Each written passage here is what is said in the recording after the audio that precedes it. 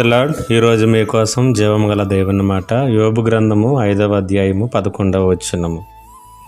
ఆయన దీనులను ఉన్నత స్థలములలో నుంచును, దుఃఖపడు వారిని క్షేమమునకు లేవనెత్తును.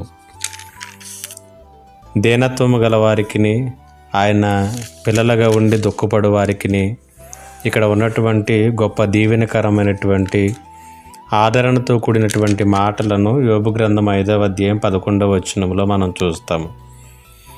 యోబు గ్రంథకర్త తెలియచేస్తున్నటువంటి మాటలు మనం చూసినట్లయితే, దీనత్వము అనేటువంటిది ఎప్పుడూ కూడా దయనీయమైనటువంటిది కాదు.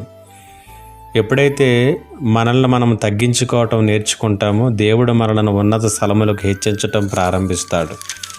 దేవుని పిల్లలముగా ఉండి లోకంలో శ్రమ అనుభవించినప్పుడు వారిని గురించి కూడా దేవుడు పట్టించుకుంటాడు.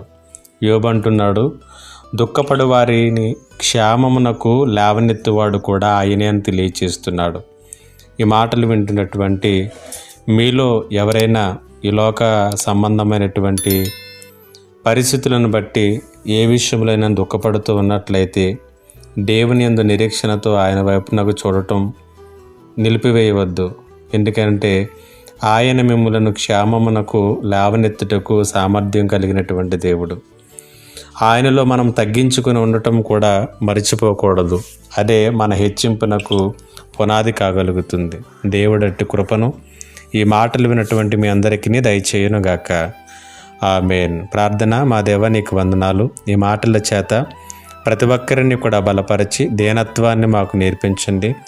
శ్రమలలో నీ వైపు చూడటం మాకు నేర్పించమని యేసు నామమున అడుగుచున్నాను తండ్రి. ఆమేన్.